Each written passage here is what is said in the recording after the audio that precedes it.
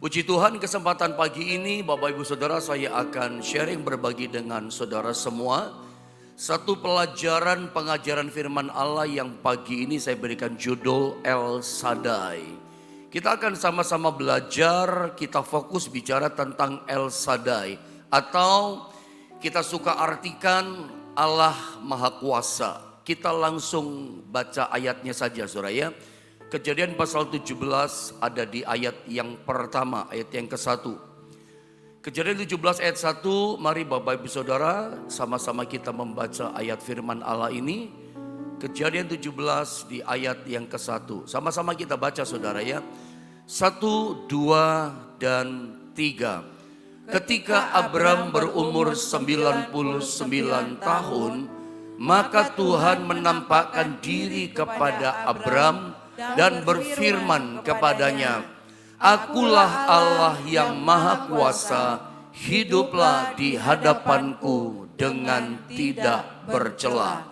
Mungkin dari awal saya mau sampaikan sama saudara tentang Allah yang datang kepada Abraham, menyebut dirinya, memperkenalkan dirinya sebagai "Akulah Allah yang Maha Kuasa", yang kemudian dalam bahasa Ibrani disebut El Shaddai. Kita tahu itu.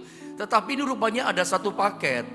Allah akan datang kepada Abraham, begitu juga Allah juga pasti datang kepada kita sebagai El Shaddai, sebagai Allah yang Maha Kuasa. Satu paketnya ini, hiduplah di hadapanku dengan tidak bercela. Itu satu paket seperti kanan sama kiri. Nggak bisa terpisahkan gandengannya, pasangannya. Selama kita sebagai anak Tuhan seperti Abraham, kita berjuang, berusaha, hidup tidak bercela. Saat kita hidup benar, saat kita hidup tak bercela, yakin percaya, Anda gak minta, gak ngarep sekalipun, Allah akan datang, selalu ada buat kita, tersedia buat kita sebagai Allah El Shaddai, Allah yang Maha Kuasa buat kita. Tapi satu paket. Jadi kalau hari ini Anda rindu gitu loh, Allah datang kepada pribadi kita, kepada keluarga kita, kepada pekerjaan kita. Cuman satu caranya, hiduplah berjalan di dunia ini dengan tidak bercela. Maka Allah kita akan jadi Allah yang Maha Kuasa dalam hidup kita. Dia jadi El Shaddai. Tapi pelajaran pertama coba saya sampaikan dulu begini sama saudara. Dari ayat yang barusan kita baca, Kejadian 17 di ayat yang pertama tadi saudara ya. Kesimpulan saya begini di ayat 1 ini, bahwa kita ternyata tidak akan pernah bisa mengenal Tuhan kalau Tuhan itu tidak sendiri memperkenalkan dirinya kepada kita. Jadi sampai kapanpun, sorry to say, sampai kita mati, kalau Tuhan tidak membuka rahasia pribadinya kepada kita, ya sampai kapanpun kita nggak tahu siapa dia. Sama kepada Abraham. Kita tahu saudara ya, kurang lebihnya background latar belakang daripada Abraham.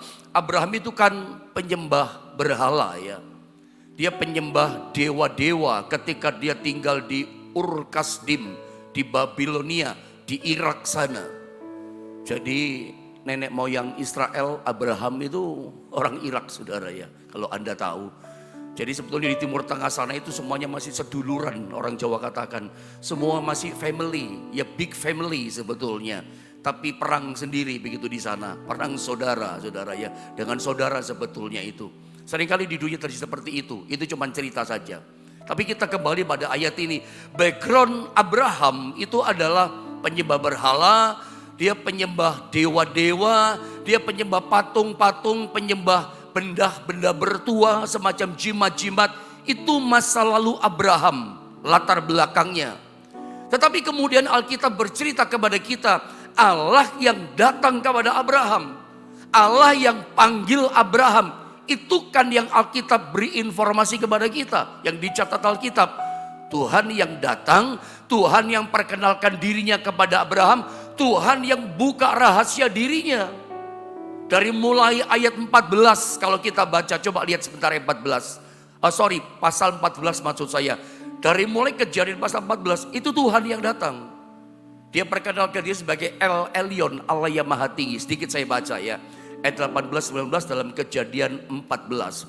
Melkisedek, ini imam Allah yang Maha Tinggi, Melkisedek Raja Salem, Raja Damai, ya, membawa roti dan anggur. Ia seorang imam Allah yang maha tinggi. Melkisedek tidak punya hari kelahiran, ya. Imam Allah yang maha tinggi sebetulnya menunjuk pada Yesus. Lain waktu kita bicara ini. Lalu ia memberkati Abram, katanya, diberkatilah kiranya Abram atau Abraham kemudian namanya, oleh Allah yang maha tinggi. Lalu ada belakangnya keterangannya, pencipta langit dan bumi. El Elyon dikaitkan dengan Allah pencipta langit dan bumi. Ini dimulai di mana Tuhan datang kepada Abraham, dia perkenalkan dirinya. Jadi ceritanya begini, kalau pakai bahasa sederhana, Allah yang tuntun Abraham semakin dalam mengenal pribadinya. Bertambah tahun, bertambah dalam kenal pribadinya. Itu Allah sendiri yang membuka pribadinya.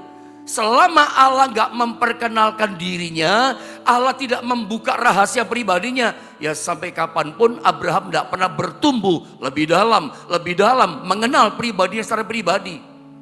Jadi kalau Abraham ini penyembah berhala tadinya, gak tahu siapa Tuhan, gak ngerti ada pencipta langit dan bumi, gak ngerti El Elyon, gak ngerti El Shaddai, tapi Tuhan sendiri Allah yang datang kepada Abraham, yang panggil, yang pilih dia dan perkenalkan dirinya, aku ini El Elyon. Bahkan di pasal 16 Allah yang datang kepada dia, aku ini Allah perisaimu, kata Tuhan kepada Abraham. Dan seterusnya, terus semakin dituntun Abraham, semakin mengenal lebih dalam, semakin mengenal lebih dalam tabir rahasia pribadi Allah. Itu Tuhan. Jadi selama Tuhan gak datang, gak perkenalkan pribadinya, sorry saya katakan, sampai mati pun kita gak pernah bisa kenal Tuhan.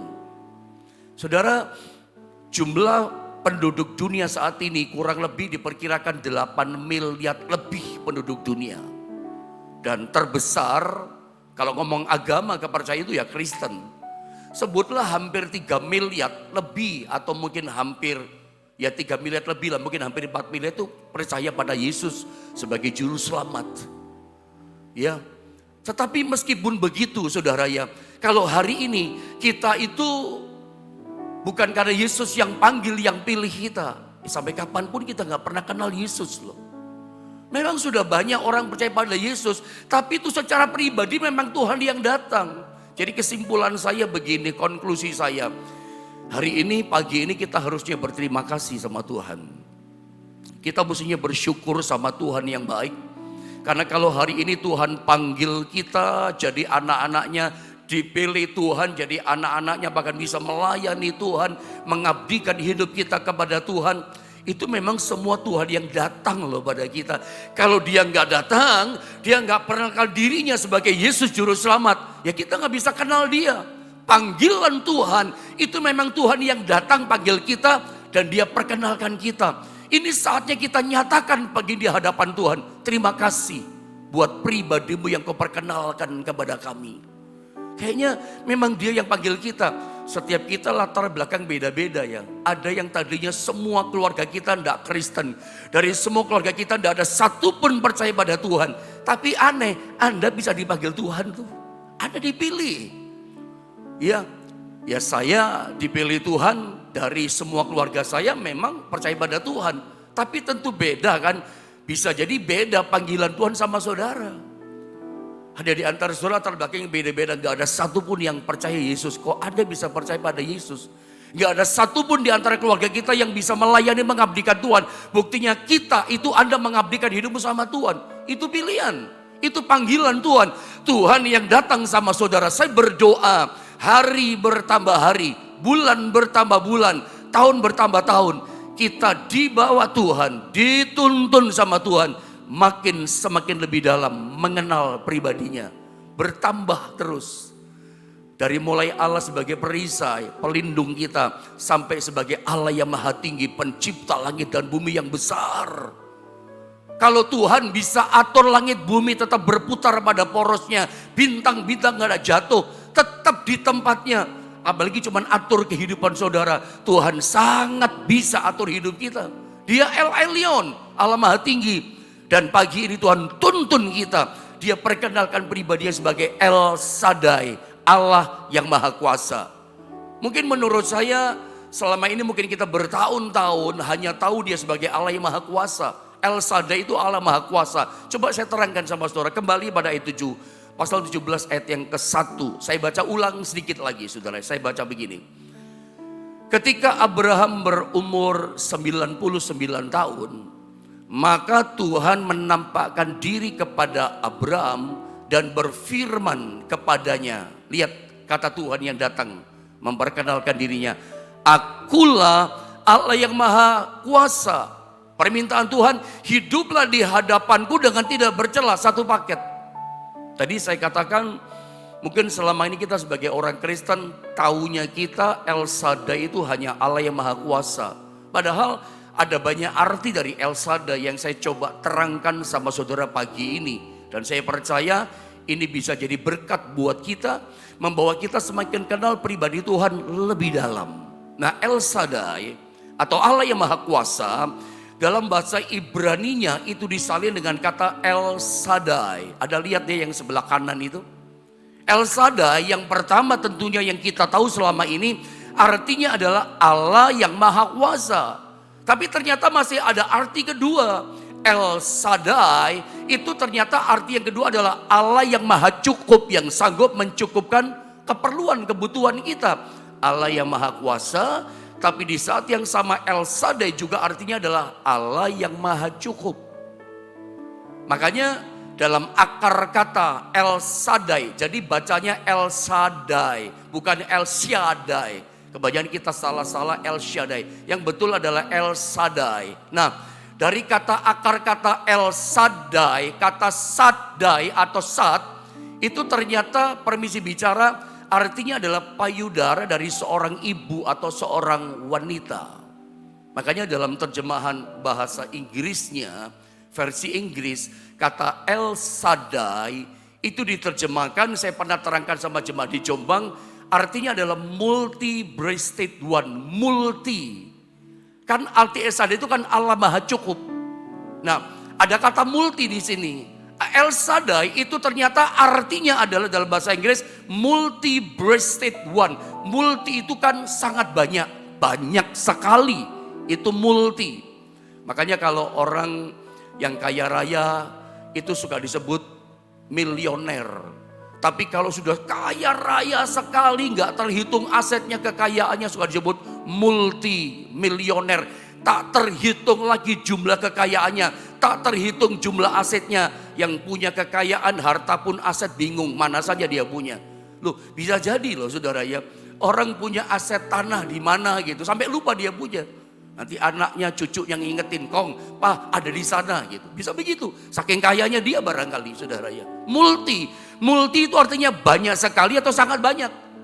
Nah, kata El Shaddai itu ternyata artinya adalah multi. Allah itu multi, sanggup memenuhi segala kita perlukan. El Shaddai menarik ya, Allah itu digambarkan seperti bapak. Bapak itu kan men, laki-laki. Tapi di saat yang sama Allah itu digambarkan seperti seorang ibu. Jadi dalam dirinya Allah, ngomong dengar baik-baik ya. Cerna ini baik-baik dengan akal yang baik, yang sehat gitu ya.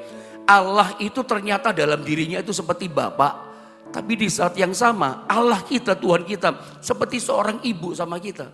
Lihat Adam ketika diciptakan dia itu laki-laki, tapi dalam diri laki-laki ada perempuan, diambil tulang rusuknya, dijadikanlah perempuan. Dalam diri Adam loh ada wanita itu. Seperti itulah bapak Tuhan, ada bapak tapi dia kayak ada ibu. Multi-breasted one. Artinya El Shaddai itu kalau diartikan, digabung, diterjemahkan sederhananya saya katakan gini. Seperti seorang ibu El Shaddai itu yang mempunyai persiapan ASI, air susu yang multi, yang sangat banyak buat anaknya. Berapapun anaknya, ibu sanggup mensuplai, memberikan, mencukupkan kebutuhan air susunya untuk anaknya. Itu arti El Shaddai sesungguhnya.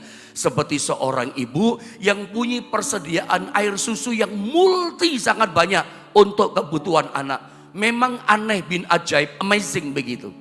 Seorang ibu ketika mengandung anak dalam kandungannya. Ini permisi bicara ya. Bicaranya baik yang sehat, jangan berpikir yang kotor saudara ya. Seorang ibu ketika mengandung anak, ada anak dalam kandungannya, itu permisi bicara, itu payudaranya nggak ada air susunya. Itu payudaranya tidak mengandung air susu, padahal sudah ada anak dalam kandungannya. Anehnya begini, ajaibnya begini, amazingnya. Tetapi begitu anaknya lahir, gitu.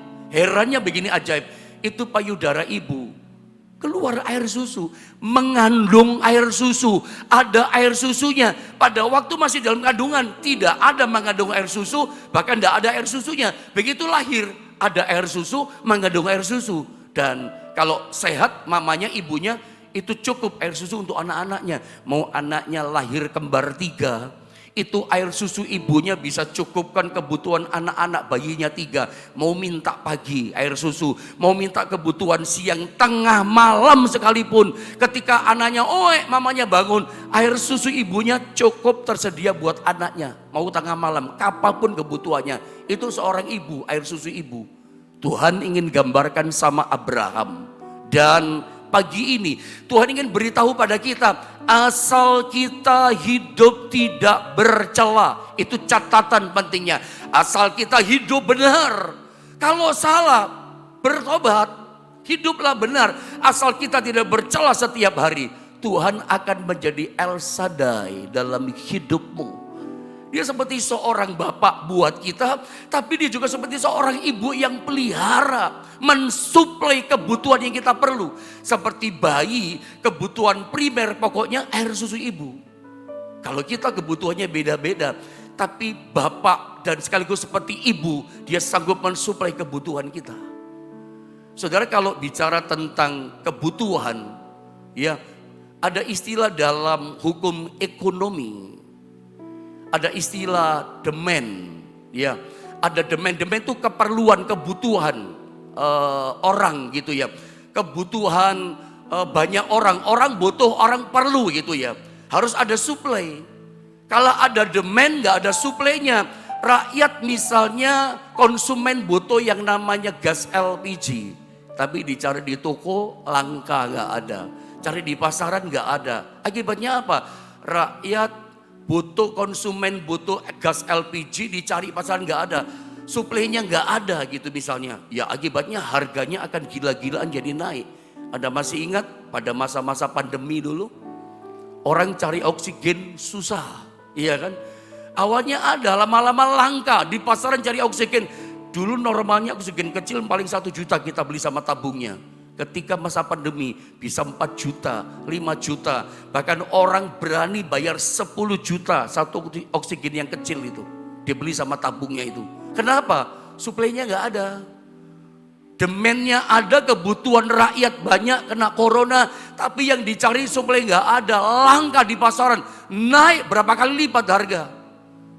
Seperti itulah yang terjadi di dunia ini, rusak pasaran.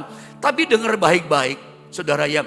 Kalau pemerintah, ya pengusaha, kadang ada konsumen butuh, tapi suplainya nggak ada. Bisa begitu, barangnya nggak ada, suplai dibutuhkan nggak ada. Tuhan kita nggak seperti itu. Dia itu seperti seorang ibu, seperti seorang bapak. Dia bisa mensuplai berapapun kita punya, sebab dia maha cukup. El Shaddai itu artinya dia adalah God Almighty. Dia sanggup mencukupkan kita. Dia berkuasa, dia maha tinggi. Dia bisa memenuhi segala suplai kebutuhan apapun yang kita perlukan. Baik kebutuhan jasmani, kebutuhan rohani. Ada butuh apa pagi ini? Saya butuh keharmonisan Pak dalam rumah tangga. Dia bisa mencukupkan. Saya butuh dana Pak, modal. Dia bisa mencukupkan. Anda butuh apa pagi ini? Saya butuh sejahtera Pak. Saya butuh rezeki yang limpah, sepi dagangan saya Pak. Saya butuh Tuhan pulihkan, berikan jalan keluar Pak buat saya. Apapun yang Anda perlu, apapun kebutuhan yang Anda minta, permintaannya apa? Ya ingat, di mana ada demand, ada supply dari Tuhan. Pemerintah nggak bisa supply, tapi Tuhan bisa supply kita. Asal catatannya, pasangannya adalah hidup tidak bercela. Ada satu ayat dalam perjanjian baru yang similar sebangun, sama persis sebagai El Shaddai dia. Dalam Filipi pasal 4 ayat 19, ini Rasul Paulus katakan kepada sidang jemaat yang ada di kota Filipi. Apa kata Paulus dalam ayat yang kita baca ini? Saudara perhatikan baik-baik dalam ayat 19. Saya baca ya, pelan-pelan sambil saya terangkan pendek dari ayat ini. Allahku akan memenuhi segala keperluanmu. Berarti di sini ada Allahku akan memenuhi. Berarti ada demand, ada permintaan, ada kebutuhan. Ya, lalu segala keperluan kita itu akan disuplai. Ada keperluan, tapi Tuhan suplai menurut kekayaan dan kemuliaannya dalam Kristus Yesus. Paulus mengajar kepada jemaat yang dia layani yang ada di kota Filipi bahwa kalau kamu punya kebutuhan, kamu punya keperluan, Allahmu akan memenuhi segala keperluanmu menurut kekayaan dan kemuliaannya. Dia multi kekayaannya, kemuliaannya juga multi. Dia El Shaddai, Allah yang maha cukup. Jadi hari ini apa yang Anda perlu? Permintaannya apa? Kebutuhannya apa? Allah sanggup memenuhinya asal kita hidup tak bercela. Anda jangan salahkan Tuhan. Kok Tuhan gak tolong? Kok Tuhan gak jawab? Jangan-jangan pasangannya ini Anda belum lakukan. Jangan-jangan cara hidup kita itu yang menyimpang dari yang Tuhan inginkan. Hiduplah dengan tidak bercela. Pasti dia jadi El Shaddai dalam hidupmu. Dia pasti maha cukup mencukupkan permintaanmu. Apa yang Anda perlu? Saya perlu pemulihan Pak. Dia pulihkan saudara. Saya perlu kesembuhan Pak. Saya butuh, saya minta ini. Dia sanggup menyembuhkan saudara. Saya kasih contoh di perjanjian baru sebuah cerita kisah tentang perumpamaan anak terhilang, prodigal son. Di dalam Injil Matius pasal 15 ayat 11 sampai dengan ayat 24. Kayaknya saya bacakan ayat-ayat ini per ayat karena ada kalimat-kalimat yang penting ada di situ saudara ya. Saya baca ayat-ayat ini untuk setiap kita. Perhatikan saudara ya. Mulai ayat 11 ya. Yesus berkata lagi, ada seorang mempunyai 2 anak laki-laki. Seorang bapak ceritanya punya 2 anak laki-laki. Tidak dikatakan oleh Alkitab, itu kan kita yang katakan. Tapi Alkitab tidak katakan, oh si sulung itu baik, lalu si bungsu itu nakal kurang ajar. Nggak ada.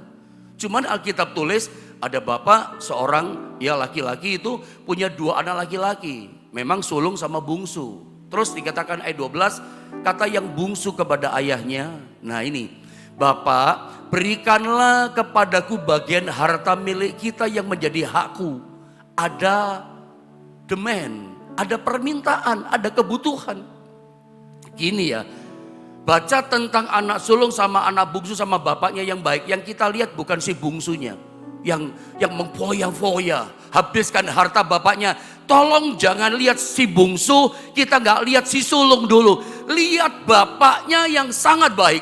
Bapaknya yang menggambarkan El Shaddai. Bapak yang maha cukup, seperti seorang ibu yang maha cukup mencukupkan kebutuhan anak. Lihat bapaknya dalam ayat ini. Ketika ada kebutuhan keperluan, berikan hakku, warisanku Bapak. Lalu ayahnya, lihat bapaknya ya, membagi-bagikan harta kekayaan itu di antara mereka. Aneh dalam ayat ini. Makanya yang kita soroti, lihatlah si bapak, jangan lihat si bungsu. Dengan cerita yang negatif, yang bla bla segala macam. Sekarang saya angkat, lihat bapaknya. Begitu ada demand, ada kebutuhan, permintaan, ada supply. Bapaknya nggak ngomong gini, memangnya bikin apa bungsu? Kamu butuh apa, perlu apa, mau bikin apa, kamu minta sekarang kebutuhan ini, warisan dari aku untuk apa? Nggak tanya bapaknya. Jangan sekarang ya, belum waktunya nggak tanya. Begitu ada demand, ada kebutuhan permintaan anaknya. Alkitab catat, maka bapaknya membagikan harta, membagi-bagikan harta kekayaan kepada anak-anaknya. Ada permintaan, bapak langsung suplai kebutuhannya. Ini gambaran loh buat kita. Terus saya baca, beberapa hari kemudian anak bungsu itu menjual seluruh bagiannya. Lalu pergi ke negeri yang jauh. Di sana ia memboroskan harta miliknya dengan hidup berfoya-foya. Kita nggak selidiki ini, lain waktu, foya-foya. Dia pakai harta kekayaan bapaknya yang dimiliki, yang disuplai bapaknya dengan cara yang salah. Pola hidup yang salah. Lain kali kita bahas. 14. Setelah dihabiskannya semuanya, timbullah bencana kelaparan di dalam negeri itu dan ia pun mulai melarat. Terus lalu ia pergi dan bekerja pada seorang majikan di negeri itu. Orang itu menyuruhnya ke ladang untuk menjaga babinya. Dari sini kita ketahuan si bungsu gak pernah kerja, gak punya pengalaman kerja. Ketika di rumah bapaknya cuma bermanja-manja, saudara ya. Ini panjang pelajaran ini sehingga dia mau kerja yang layak gak bisa. Kerjanya cuma apa? Menjadi penjaga babi, ngangon babi.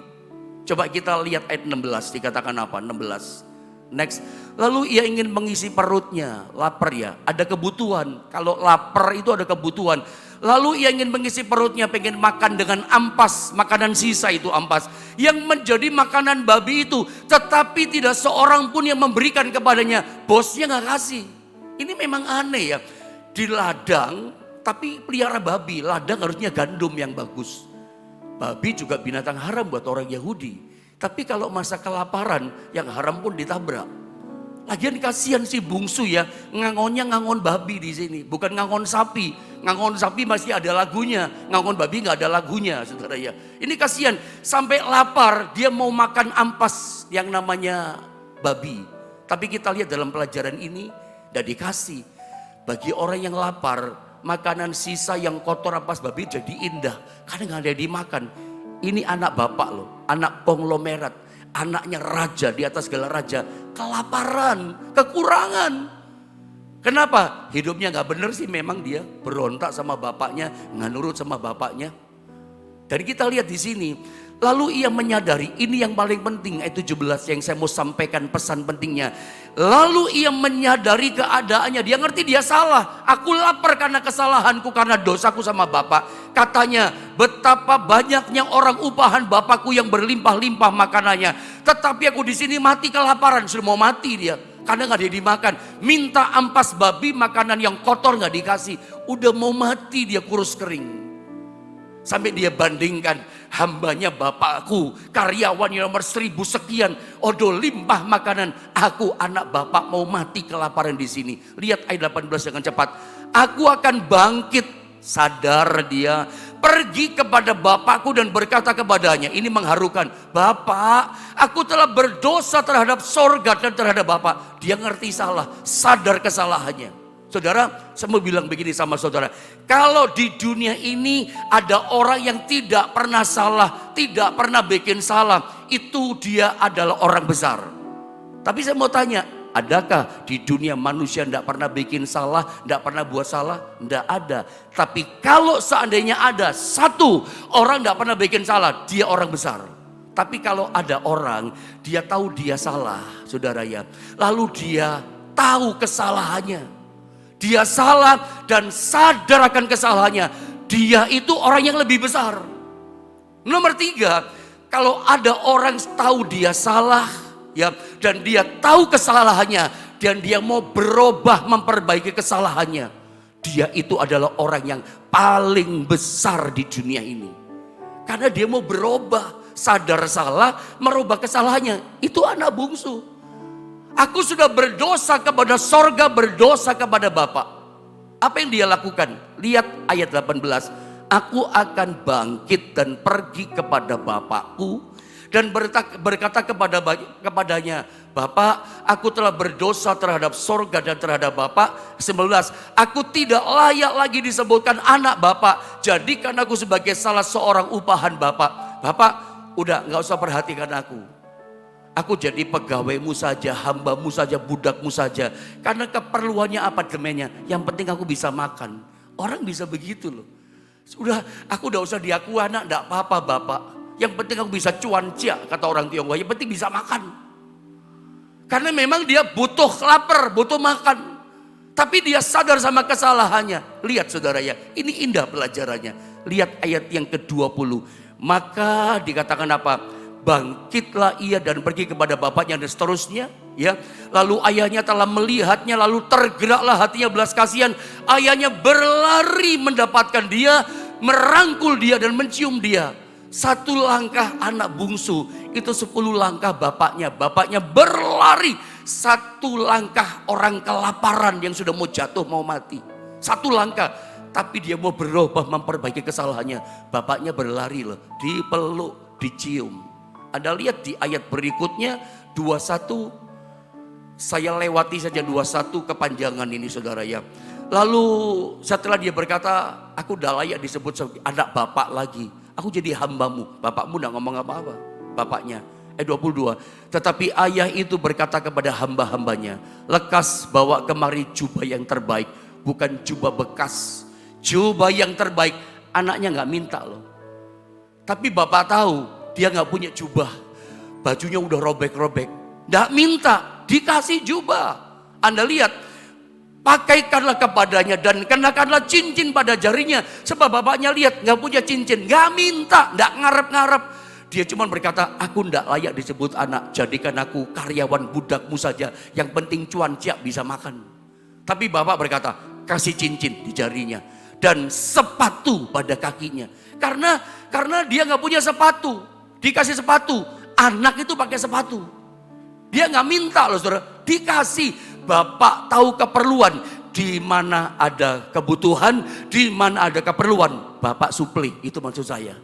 Padahal dia nggak minta, tapi Bapak tahu keperluan kita, asal kita tahu salah kita dan kita mau berubah, mau hidup kembali sama Bapak. Bapak tahu kok kebutuhan kita. Anda nggak minta, nggak ngarep, nggak berharap, Bapak kasih sama kita, dia akan datang kepada kita sebagai El Shaddai, itu dia. Dan Anda lihat bukan cuma itu. Dan ambillah anak lembu yang tambun itu. Bukan lembu yang kurus, yang tambun. Sembelihlah dia. Dan marilah kita makan dan bersukacita dan seterusnya. Sukacita, gembira. Dikasih makan. Bapak tahu keperluannya. Bukan dikasih satu piring. Lembu tambun dipotongin, makan bersukacita. Kasih yang lebih. Itu Bapak kita. Saudara, El Shaddai, dia mencukupkan sekali kita perlukan. Lihat dari cerita anak terhilang, itulah gambaran kita. Asal kita mau kembali sama Tuhan, dia akan jadi El Shaddai. Di mana ada kebutuhan, penekanan saya, di mana ada keperluan permintaan, dia maha cukup, dia multi, dia sanggup memenuhi yang kita butuhkan. Tetapi kebalikannya si sulung, mungkin tidak usah dibaca ayatnya kali ya, kepanjangan ya. Si sulung gak terima. Disuruh ikut pesta dia nggak mau. Dia berkata begini, marah sama bapaknya. Ya, si sulung ini mengabdi sama bapaknya, dia setia sama bapaknya. Dia berkata begini, ya di dalam ayat ini, ya aku selama ini udah bantu bapak dengan setia. Tapi bapak tidak pernah memberikan aku seekor anak kambing pun. Kalau kita baca Alkitab, untuk aku bersenang-senang dengan teman-temanku. Nanti jawaban bapaknya begini dalam ayat yang ada. Engkau ini selalu bersama-sama dengan aku. Kepunyaanku, kepunyaanmu. Ini malah kebalikan dari adiknya ya. Dia malah sekarang berontak sama bapaknya. Lalu dia berkata, selama ini bapak tidak pernah kasih aku seekor anak kambing bersenang-senang. Bapak berkata, punya aku ya punyamu. Dia tidak punya hati anak. Apa yang bapak kita punya, ya kita sebagai anak punya. Asal hidup tidak bercela. Dia punya hatinya hati budak. Rasanya susah ya, nggak mungkin punya seekor anak kambing. Padahal yang bapak punya kita. Mari hari ini saya nggak bicara panjang lebar tentang si sulung, saudara ya. Saya sering jelaskan sama saudara. Tapi belajar dari kisah ini. Kalau kita salah, perbaiki salah kita. Asal kita hidup benar, dia El Shaddai. Dia maha cukup, multi, sanggup memenuhi kebutuhan kita. Contoh yang terakhir dengan cepat. Sebuah cerita Yesus memberi makan 5.000 orang. Ini kan kebutuhan. Saya baca saja ayat ini saudara ya, dengan cepat 5-11. Ketika Yesus memandang sekelilingnya dan melihat bahwa orang banyak berbondong-bondong datang kepadanya, berkatalah ia kepada Filipus, di mana kita akan membeli roti supaya mereka ini dapat makan. Ini demand, kebutuhan, keperluan, makan, lapar butuh makan. Di mana dapat belinya? Lihat, hal itu dikatakannya untuk mencobai dia sebab ia sendiri tahu apa yang hendak dilakukannya. Jawab Filipus kepadanya, roti seharga 200 dinar, itu pun kalau ada uang 200 dinar, tidak akan cukup untuk mereka ini. Sekalipun masing-masing mendapat sepotong kecil saja. Pelajaran apa di sini? Modal yang dipunya. Jadi kebutuhannya itu lebih besar daripada modal pokoknya. ada kebutuhan yang besar yang mesti dipenuhi. Tapi modalnya nggak cukup, uangnya nggak cukup. Itu mungkin terjadi pada saudara hari ini. Ada kebutuhan yang besar. Ada pengeluaran yang besar. Modalnya yang kita punya di dompet nggak cukup. Yang di bank nggak cukup. Ini ada demand loh, ini ada kebutuhan. Mari kita lihat. Seorang dari murid-muridnya yaitu Andreas, saudara Simon Petrus berkata kepadanya, lanjut. Di sini ada seorang anak yang mempunyai 5 roti dan 2 ikan. Tetapi apakah artinya itu untuk sebanyak ini? Tidak bisa, modalnya nggak cukup. Kebutuhan lebih banyak. Kata Yesus, suruhlah orang itu duduk. Adapun di tempat itu banyak rumput. Maka duduklah orang-orang itu. Kira-kira 5.000 laki-laki banyaknya. Belum terhitung perempuan sama anak. Ayat yang terakhir. Lalu Yesus mengambil roti itu, mengucap syukur dan membagi-bagikannya kepada mereka yang duduk di situ. Demikian juga dibuatnya dengan ikan-ikan itu sebanyak yang mereka kehendaki. Saudara lihat, ini ajaib. Inilah yang namanya El Shaddai. Yesus El Shaddai, dia multi. Dia banyak sekali yang dia punya. Pokoknya kebutuhan anak-anaknya dia sanggup memenuhinya sekehendak mereka. Jadi mereka makan sampai kenyang. Mungkin sampai gembul perutnya, sampai bersendawa. Makan sampai puas. Itu pun masih ada kelebihannya 12 bakul.